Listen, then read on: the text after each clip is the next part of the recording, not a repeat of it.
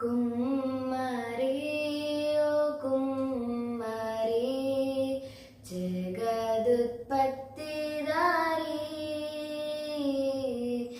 జిగటమన్నైనా నా వంక చల్లగా చూడుమయ్యా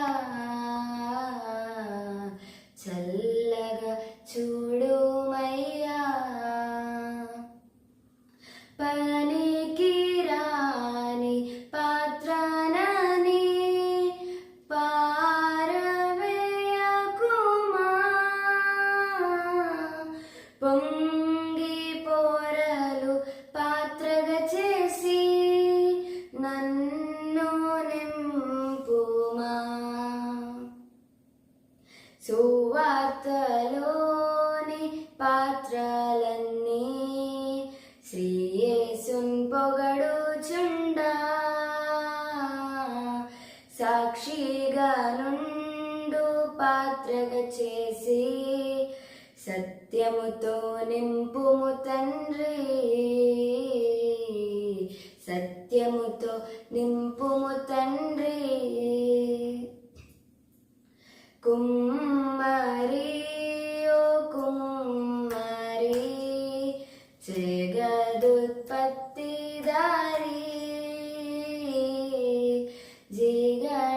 జిగటమన్నైనా నా వంక చల్లగా చూడుమయ్యా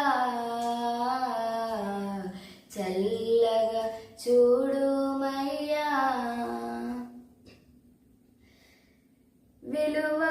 విలువలేని పాత్ర నేను కొనువారు లేరెవ్వరు వెలలేని నీదు రక్తంబుతో వెలుగొందు పాత్రగా చేసి ఆటంకముల నుండి తప్పించి నన్ను ఎల్లప్పుడు కావుమయ్యా పగిలియున్న పాత్రను నేను సరిచేసి వాడుమయ్యా సరిచేసి వాడుమయ్యా.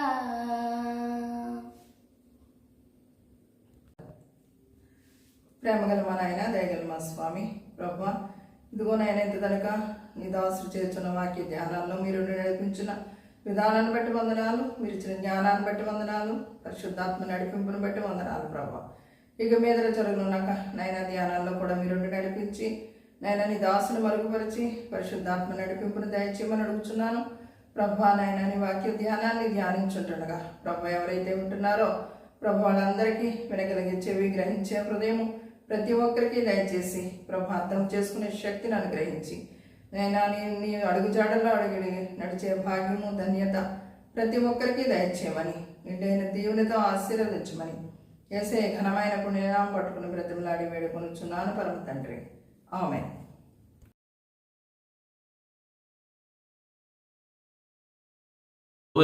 యేసుక్రీస్తు నామమున మీ అందరికి శుభాలు తెలియజేస్తా ఉన్నా.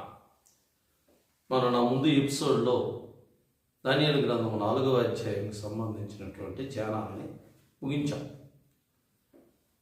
4వ అధ్యాయం చివరి భాగంలో గమనించినట్లయితే నెబుకద్నెజరు తను పోగొట్టుకున్నటువంటి తన రాజ్యాన్ని పొందుకున్నట్లుగా మరలా రాజు పరిపాలన చేసినట్లుగా గమనిస్తా ఉన్నాం. ఇక మనం 5వ అధ్యాయానికి వద్దాం. 5వ అధ్యాయం ప్రారంభంలోనే మొట్టమొదట మాట ఏమన్నదంటే రాజుకు బెల్షాజరు అని రాయబడ్డది. అంటే నెబుకద్నెజరు యొక్క పరిపాలన అనంతరం కొత్త రాజు కూడా వచ్చాడు అన్నట్లు భావం కలుగుతా ఉన్నారు. ఎవరో రాజు అంటే బెల్షాజరు. బెల్షాజరు కాలంలో ఆయన రాజుగా ఉన్నప్పుడు బబులోనులో జరిగినటువంటి ఇతివృత్తాంతం 5వ అధ్యాయంలో రాయబడింది.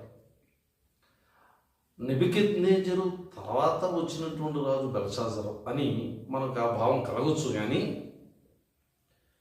నిజంగా చరిత్ర ప్రకారం చరిత్ర ఆధారాన్ని కనుక మనం తీసుకున్నట్లయితే నెబుకద్నెజరుకి ఇద్దరు సంతానం. మొదటి సంతానం ఎవరనంటే ఎవరు ముడాక్ అని అతను. రెండవ సంతానం ఎవరు కుమార్తె, ఆమె పేరు కషయ అనే కుమార్తె. ఇద్దరు ఉన్నారట. నెబుకద్నెజరు మరణాంతరం దాదాపు 562వ సంవత్సరం, క్రీస్తు పూర్వం 562వ సంవత్సరంలో నెబుకద్నెజరు చనిపోయాడు. నెబుకద్నెజరు చనిపోయిన తర్వాత తన కుమారుడైనటువంటి ఎవెల్ మొర్డాక్ అనే అతను తన రాజ్యాధికాన్ని సంపాదించుకున్నాడు. తండ్రి ద్వారా వచ్చినటువంటి ఈ యొక్క రాజ్యాధికం ఎవరంటే ఎవెల్ మొర్డాక్. ఈయన గురించి బైబిల్లో చాలా తక్కువ చోట్ల రాయబడింది.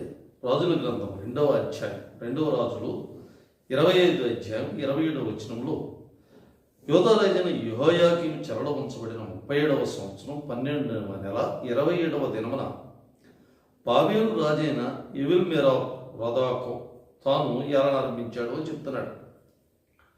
ఈ నెబుకద్నెజరు కుమారుడైనటువంటి ఎవెల్ మొర్డాక్ అని అతను ప్రస్తావన బైబిల్ రాజుల గ్రంథం 2వ రాజుల గ్రంథంలోనే ప్రస్తావించబడ్డది. ఈ పరిపాలన చేశాడు. తర్వాత ఏమైందనంటే ఈ కుమార్తె భర్త అయినటువంటి నిరీక్లిస్సర్ అని అతను ఉన్నాడు. ఈ నిరీక్లిస్సర్ ఏం చేశాడనంటే ఎవెల్ మొర్డాక్ని చంపేశాడు. చంపేసి ఈ యొక్క ఎవెల్ మొర్డాక్ స్థానంలో తన రాజుగా ఏర్పాటు చేసుకున్నాడు. తన రాజ్యాన్ని సంపాదించుకున్నాడు. బబులోన్లో నెబుకద్నెజరు తర్వాత ఎవెల్ మొర్డాక్ రాజుగా వచ్చాడు.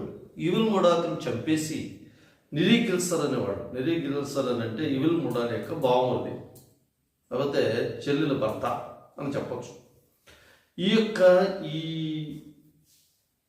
నిరీక్లిస్సర్ పరిపాలన చేసిన తర్వాత నిరీక్లిస్సర్ యొక్క కుమారుడు లబాషీమడ అనేవాడు నిరీక్లిస్సర్ తర్వాత 9 నెలల పాటు రాజ్యానికి వచ్చేసాడు. రాజులుగా చేసిన తర్వాత యుద్ధంలో మరణించాడు. యుద్ధంలో మరణించిన తర్వాత తన భర్త అయినటువంటి నెబుకద్నెజరు కుమార్తె అయినటువంటి కుమార్తె భర్త నిరీక్లిస్సర్ చనిపోయాడు కదా. చనిపోయాడు కాబట్టి ఈమె మరణ వివాహం చేసుకున్నట. మరణ వివాహం చేసుకుంది. ఎవరిని చేసుకుందో తెలుసా? నబోనిదాస్ అనే అతన్ని వివాహం చేసుకున్నాడు. ఈ నబోనిదాస్ ఏం చేశాడంటే లబాషిని హత్య చేశాడు. లబాషి మొర్డాక్ని హత్య చేసి ఈ నెబోనిదాస్ అని అతను రాజుగా మళ్ళా బబులోనికి రాజు అయ్యాడు. ఈ బబులోనికి రాజు అయినటువంటి నబోనిదాస్ యొక్క కుమారుడు బెల్షాజర్. ఈ బెల్షాజర్ ఎవరునంటే నెబోనిదాస్ కుమార్ అంటే నెబుకద్నెజరు యొక్క కుమార్తె యొక్క కుమారుడు, అంటే నెబుకద్నెజరు యొక్క మనవడు. కానీ బైబిల్లో ఏం రాయబడదనంటే నెబుకద్నెజరు యొక్క కుమారుడు అని రాయబడి. మనం బైబిల్లో గమనించినట్లయితే నెబుకద్నెజరు కుమారుడు. మనం జనరల్గా ఏమనుకుంటాం, నెబుకద్నెజరు పుట్టాడు అని అనుకుంటాం. కానీ ఈ కల్దీ భాషలో ఈ యొక్క తాత అంటే గ్రాండ్ ఫాదర్ అని రాయడానికి బదులుగా కుమారుడు అని రాస్తూ ఉంటారు. ఉదాహరణగా దావీదు కుమారుడు యేసుక్రీస్తు. దావీదు కుమారుడు యేసుక్రీస్తు కాదు. దావీదుకి వేరే కుమారుడు ఉన్నాడు. యేసుక్రీస్తు ఎవరనంటే దావీదు యొక్క వంశంలో పుట్టినటువంటి వాడు. కానీ బైబిల్లో రాసేటప్పుడు దావీదు యొక్క కుమారుడు అని రాయబడదు.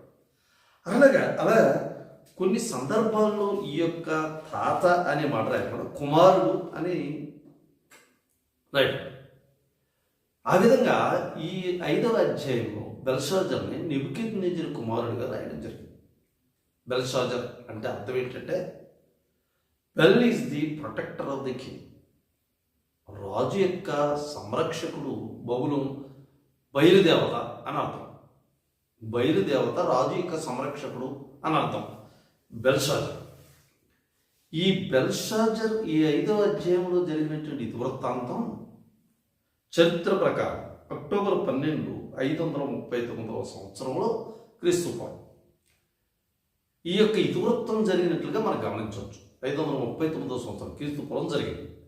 అంటే దరిదాపు యోధా ప్రజల యొక్క చెరపట్టబడిన దరిదాపు 70 సంవత్సరాల దగ్గరగా, అంటే యోధా ప్రజలు ఈ బబులోను చెరలో నుంచి విడిపించబడేటటువంటి కాలంలో ఈ బెల్షాజరు రాజుగా నియమించబడ్డాడు.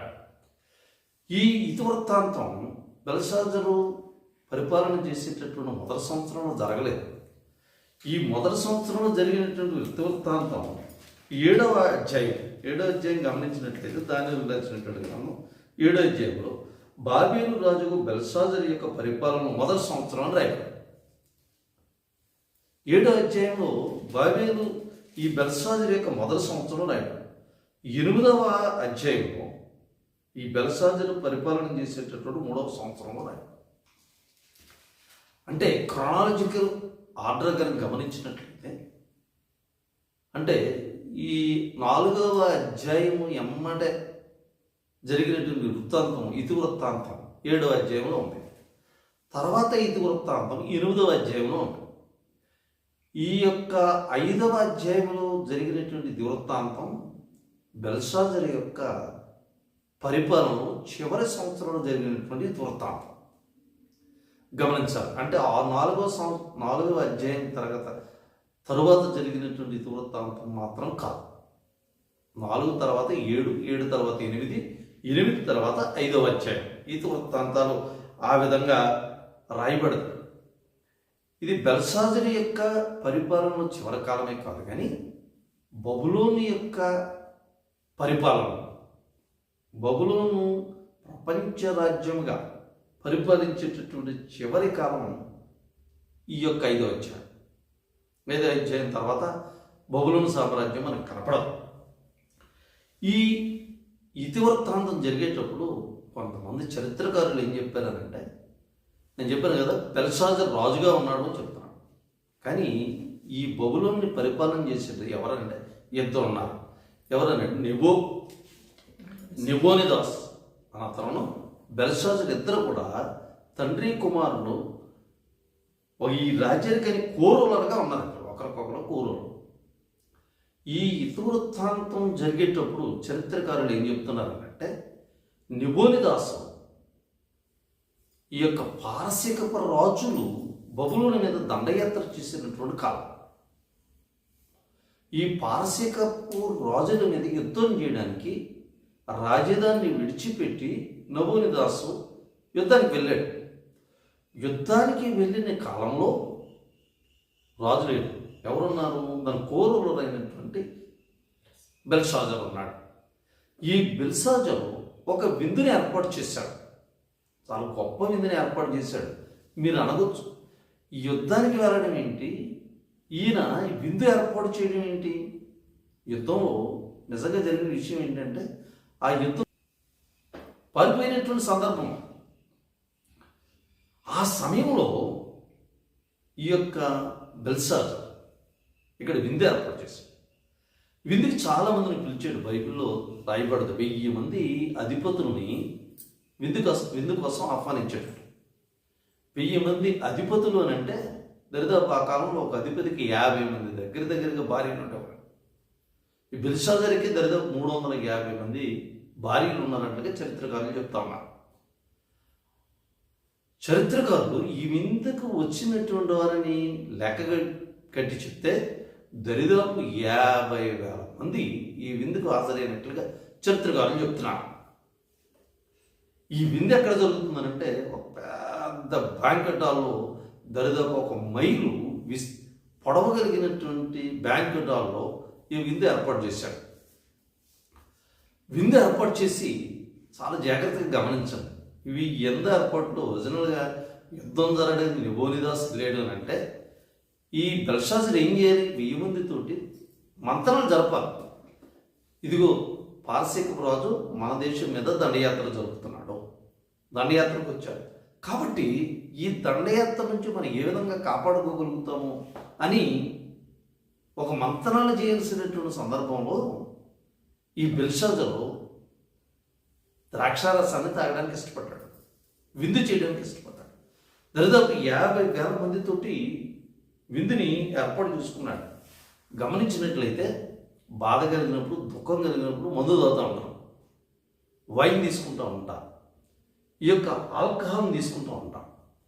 ఇక్కడ జరుగుతున్నదాన్ని గమనించినట్లయితే బబులోనికి యొక్క చివరి దశకు వచ్చింది అని బెల్షాజర్కి అర్థమైంది. ఓడిపోతూ ఉన్నాడు. బెల్షాజర్ తన కిరీటాన్ని పోగొట్టుకుంటాడు అని తనకు అర్థమై ఉండొచ్చు. అర్థమై ఉండి ఈ యొక్క ఎస్కేపింగ్ మెకానిజంని అర్థం చేసుకున్నాడు. ఏంటి ఎస్కేపింగ్ మెకానిజం అంటే తాగడం. విందును ఏర్పాటు చేసిన విందులో చాలా భయంకరంగా తాగుతాం. ఈయనొక్కడే కాదు, దాదాపు 50,000 మంది ఏర్పాటు చేసుకుని అందరితో కలిసి తాగుతూ ఉన్నాడు. సంప్రదాయం ఏంటంటే రాజు ఎప్పుడు కూడా అందరితో కలిసి మద్యాన్ని సేవించినట్లుగా మనం చూడం. రాజుగారికి ఒక ప్రత్యేకమైనటువంటి స్థానం అంట. కానీ ఇక్కడ తన యొక్క బాధను మర్చిపోవడానికో లేకపోతే అక్కడ ఉన్నటువంటి ప్రజల యొక్క ధైర్యాన్ని పెంచడం కోసం లేనటువంటి ధైర్యాన్ని తెచ్చుకుంటా ఉన్నాడు. బెల్షాజర్ భయపడుతూ ఉన్నాడు. ఈ భయపడుతున్నటువంటి కాలంలో చివరి దశలో ఉన్నటువంటి కాలంలో విందు జరుపుకోవడానికి అదా మనందరికీ తెలుసు. ఒక భయంకరమైనటువంటి విషయాలు జరిగినప్పుడు బైబిల్లో దేవుడు అనేకసార్లు హెచ్చరించినప్పుడు ప్రజలు దాన్ని నమ్మకుండా తినుతూ తాగుతూ ఉంటారు. అది నోవా కాలంలో 120 సంవత్సరాల పాటు నోవా హెచ్చరికలు చేస్తూ ఉంటే హెచ్చరికలను పట్టించుకోండి. ప్రజలు తినుచు తాగుచు వివాహాలు చేసుకుంటూ వివాహాలకు ఇచ్చుకుంటూ తన ఇష్టానుసారమైనటువంటి జీవితాన్ని జీవిస్తూ ఉన్నారు. బెల్షాజరు ఈ యొక్క పెర్షియన్స్ పారసిక రాజుల నుంచి రక్షించబడాలి అని అంటే 1000 మందితో కూడా కూర్చొని మంతనాలు చేయాల్సినటువంటి వాడికి గర్వం వచ్చింది. ఏంటో గర్వం అని అంటే ఈ బబులోన్లో ఉన్నటువంటి నన్ను ఎవరు జయించగలుగుతారు? ఈ బబులోను పట్టణం యొక్క గోడలు కానీ ఈ బబులోను పట్టణం చుట్టూ ఉన్నటువంటి యూఫ్రటీస్ నది కానీ ఇవన్నీ నాకు కవచం లేక నన్ను కాపాడుతుంది. మీరు ఏమీ భయపడాల్సిన ఆవశ్యకత లేదు అని 1000 మంది అధికారులకి తన భయాన్ని కప్పిపుచ్చుకోవడం కోసం తాగుతా ఉన్నాడు. తాగి తన శరీరాన్ని మర్చిపోయాడు. టీవీలో రియాలిటీ షో ఉంటాం. మీరు ఎప్పుడైనా గమనించారు? రియాలిటీ షోలో రియాలిటీ ఉండదు. ఎప్పుడైతే మన కెమెరా ఆ షోలో ఉన్నటువంటి క్యారెక్టర్స్ మీద ఫోకస్ చేయబడుతుందో వారి క్యారెక్టర్ మారిపోతుంది. అప్పటి వరకు సహజసిద్ధంగా ఉండడం ఆ రియాలిటీ షోలో కూడా రియాలిటీ లోపిస్తూ ఉంటారు. నటించడం మొదలు పెడతా ఉంటారు. ఒక వ్యాఖ్యానకర్త ఈ విందుని ఒక రియాలిటీ షోతో పోల్చాడు. ఇక్కడ అందరికీ తెలుసు, అది తెలియకుండా ఆ రోజునే ఆ బబులోను సామ్రాజ్యం యొక్క అంతం జరగలేదు. ఇది వెనకాల ఒక చరిత్ర ఉన్నది. ఆ చరిత్రలో ఏముందనంటే అందరికీ తెలిసినప్పటికీ ఈ తాగుడుతోటి ఈ యొక్క మద్యాన్ని సేవించడం మత్తులో అయినటువంటి వారు ఈ యొక్క లేనిపోని గంభీరాన్ని లేకపోతే లేనిపోయినటువంటి ఈ యొక్క గర్వాన్ని ప్రదర్శిస్తూ ఉన్నాడు. ఓడిపోయే స్థితిలో అట గర్వం బయటకు వస్తాడు. గర్వం ఒక ప్రైడ్ ఇస్ అ మాస్క్. ఈ ప్రైడ్ అన్నది గర్వం అన్నది తన యొక్క దుస్థితికి తన యొక్క పరిస్థితికి అర్థం పట్టుకోకుండా ప్రజలకి కనపడకుండా ఒక మాస్క్ లాగా ఈ యొక్క బెల్షాజర్ తొడుక్కున్నట్లుగా మనం చూస్తూ ఉన్నాం. ఎంత మద్యం తాగి ఉన్నాడంటే మత్తులో ఉన్నటువంటి వాడు ఏ పనైనా చేస్తాడు. సేవించినటువంటి వారి గురించి బైబిల్లో చాలా చోట్ల రాయబడ్డాడు. యెషయా హెచ్చరించాడు, వారికి శ్రమ.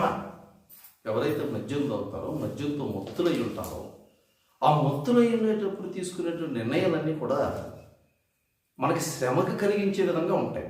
అందుకని సామెతలు 20:1 ద్రాక్షారసం వ్యక్తిరంతర పాలు చేయము, మద్యం అలరు పుట్టించుము, దాని వశమైన వారందరూ జ్ఞానం లేని వారు అన్నాడు. ఎవరైతే మద్యానికి లోనైపోతారో మద్యముతో యొక్క మత్తులో మునిగిపోతా ఉంటారో వారు జ్ఞానం లేని వారు అవుతారట. తను చేయాల్సినటువంటి పనిని అక్కడ సందర్భానుసారంగా తను తీసుకోవాల్సిన నిర్ణయాలు కానీ రాజుకు సంబంధించినటువంటి వ్యవహారాలు చక్కబెట్టాల్సినటువంటి సమయంలో తన జ్ఞానాన్ని పోగొట్టుకున్నాడు. జ్ఞానం పోగొట్టుకుని విందుని అనుభవిస్తున్నటువంటి వాడు. ఆ విందుకి చెప్పాను కదా, చాలామంది అంట, 50,000 మంది వచ్చారు. దరిదాపు 3,000 పైగా వాయిద్యాలు వాయిస్తాము. అక్కడ అనేక మంది స్త్రీలు విచ్చలవిడిగా ఉన్నారు. ఈ యొక్క విందు ద్రాక్షార రసపు విందు ఎలా దైవదూషణ విందుగా మారిపోయింది. ఎప్పుడైతే జ్ఞానం కోల్పోయాడో తన యొక్క పరిస్థితి అర్థమవుతూ ఉన్నది. ఏంటి అర్థమవుతుంది?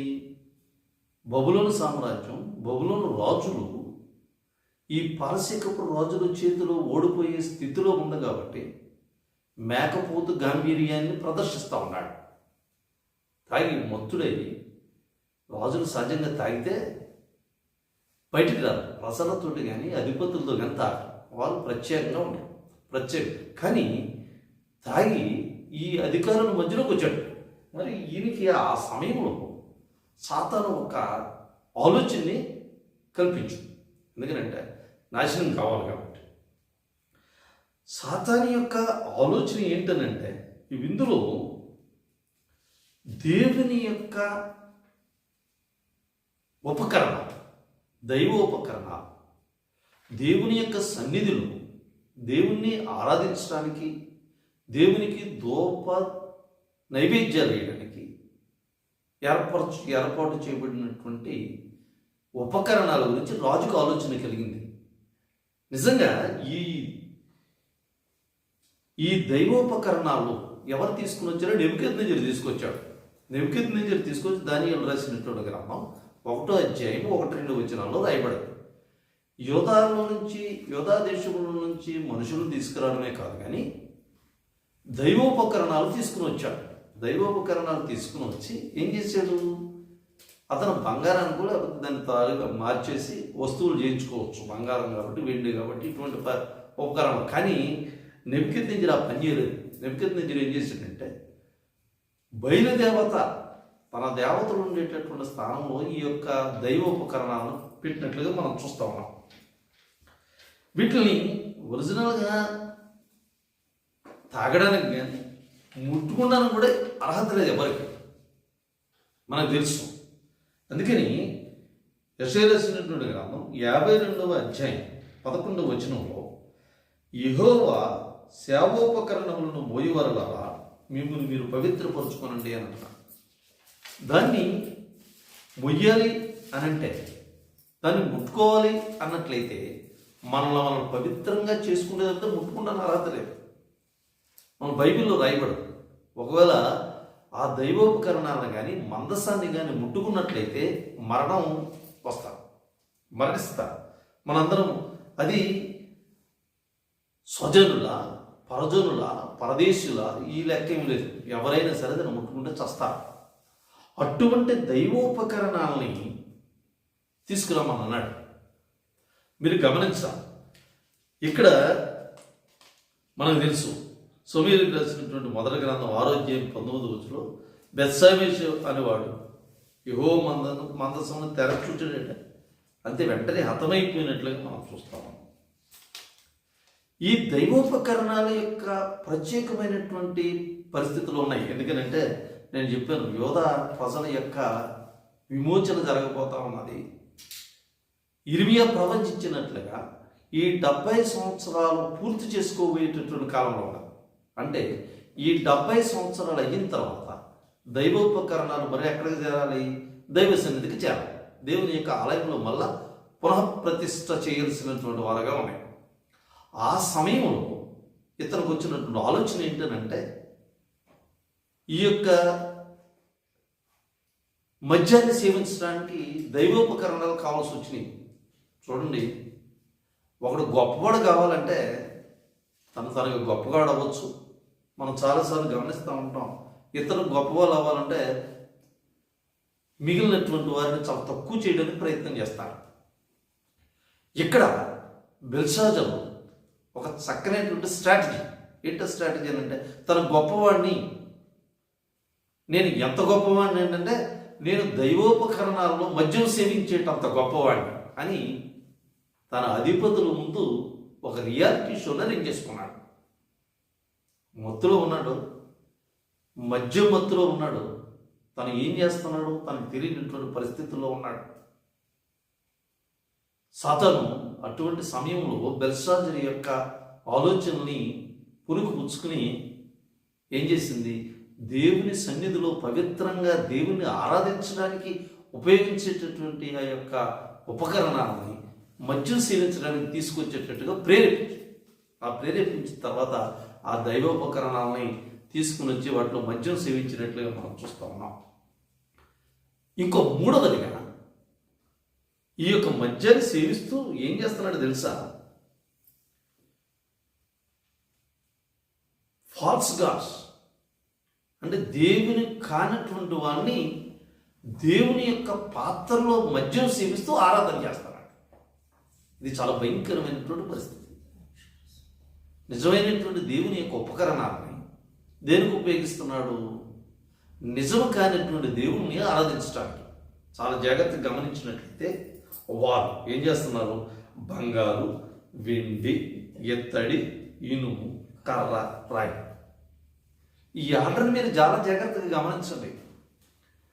మనకి బబులోను రాజు అయినటువంటి నెబుకద్నెజరు కలిగిన కలలో స్వప్నంలో కనపడినటువంటి విగ్రహం యొక్క ఆ లోహాలు ఇవి బంగారం. తర్వాత బంగారం దేన్ని సూచిస్తుంది, నెబుకద్నెజరుని సూచించింది బబులోను రాజు. తర్వాత వెండి ఏం సూచించింది, ఆర్మ్స్ చేతులు, బ్రెస్ట్ చూపించింది. ఎత్తడి దేని చూపించింది, ఈ బెల్లి పొట్టను చూపించింది. తర్వాత ఇనుము లెగ్స్ను సూచించింది. ఈ కర్ర మొత్తం స్ట్రక్చర్ చూపించింది. ఈ రాయి చేతి సహాయం లేకుండా తీయబడినటువంటి రాయిని చూపించింది. అంటే బబులోను రాజుకి నెబుకద్నెజరుకి వచ్చినటువంటి స్వప్నంలో ఏమైతే లోహాలు కనపడ్డాయో ఆ లోహాలన్నిటితో తయారు చేయబడినటువంటి బొమ్మల్ని ఆరాధిస్తూ దేవుని యొక్క ఉపకరణాలతో మద్యం సేవిస్తూ ఉన్నాడు. ఇది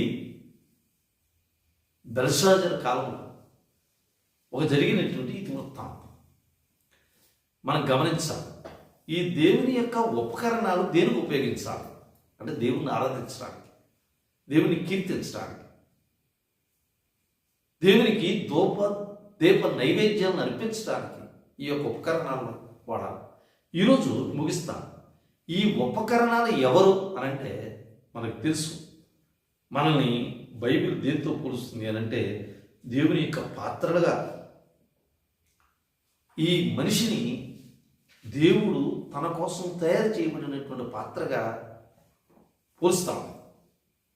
ఈ పాత్రలో ఏమి ఉండాలి అనంటే ఈ యొక్క కొరింథీయులకు రాసినటువంటి పత్రిక 2వ అధ్యాయం 4వ అధ్యాయము, కొరింథీయులకు రాసినటువంటి 2వ పత్రిక 4వ అధ్యాయం 7వ వచనంలో ఆ బలాధిక్యం మామూలమైనది కాక దేవునిదై ఉండునట్లు మంటి ఘటములలో ఈ ఐశ్వర్యమునకు మాకు కలిగి ఉన్నది.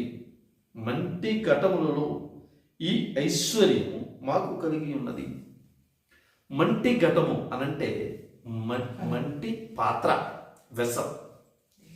మానవుడు ఒక మంటి పాత్రతో పోల్చాడు, మట్టితో తయారు చేయబడినటువంటి. ఇరిమియా రాసినటువంటి గ్రంథంలో కూడా కుమ్మరి దగ్గర తీసుకెళ్ళి ఆ కుమ్మరి దగ్గర చెప్తాడు, ఇవి ఏంటి, కుమ్మరి ఏం చేస్తూ ఉంటాడు, మట్టి పాత్రలు తయారు చేస్తూ ఉంటాడు.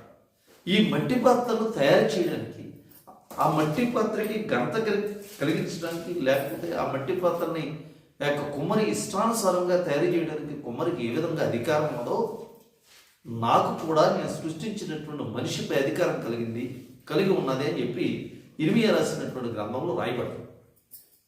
ఈ మట్టి పాత్ర ఎందుకు తయారు చేయబడదనంటే, అదేవిధంగా ఇంకొంచెం ముందుకెళ్ళి చూద్దాం. తిమోతికి రాసినటువంటి 2వ పత్రిక 2వ అధ్యాయం 20వ వచనంలో కూడా ఈ యొక్క మట్టి పాత్ర గురించి రాయబడింది. ఈ 2 మట్టి పాత్రల గురించి అంట గ్రీకు పదం ఏంటంటే ఒస్ట్రానికోస్ అనే ఒక గ్రీకు పదం నుంచి ఈ పాత్ర అన్నది తర్జుమా చేయబడింది.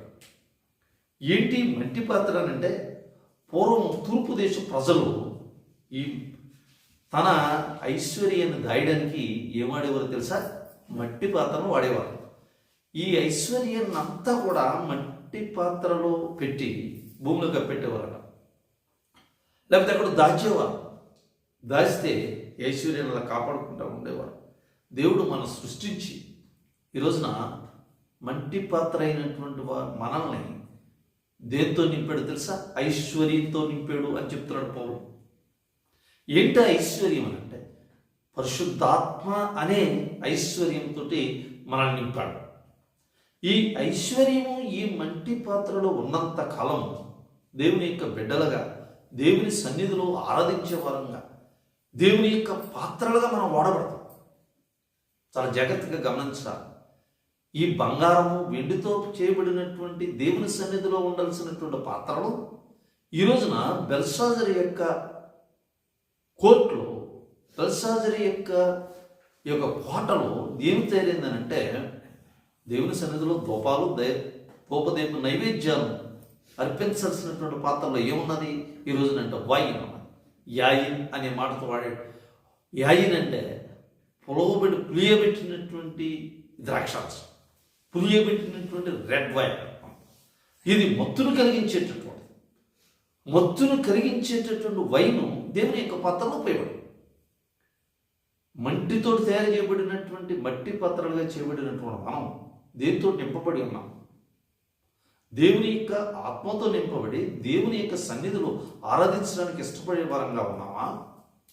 లేక బెల్షాజర్ లేనటువంటి అక్కడ దుష్ట శక్తులు హృదయంలో నింపుకుని సాతాను యొక్క సాధనంగా వాడబడతా ఉన్నామా?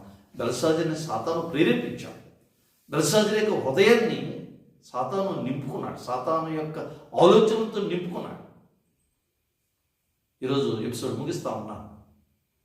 ఈ యొక్క మన జీవితంలో దేవుడు మనల్ని ఏర్పరచుకున్నవాడుగా, దేవుని యొక్క పాత్రలుగా మన హృదయాల నిండా పరిశుద్ధాత్మని నింపుకుని దేవుని యొక్క సన్నిధిలో సేవ చేయడానికి ఉపయోగించబడాలి అని, అటువంటి కృపను దేవుడు మనకు అనుగ్రహించాలని ప్రార్థిస్తూ ముగిస్తా ఉన్నాను.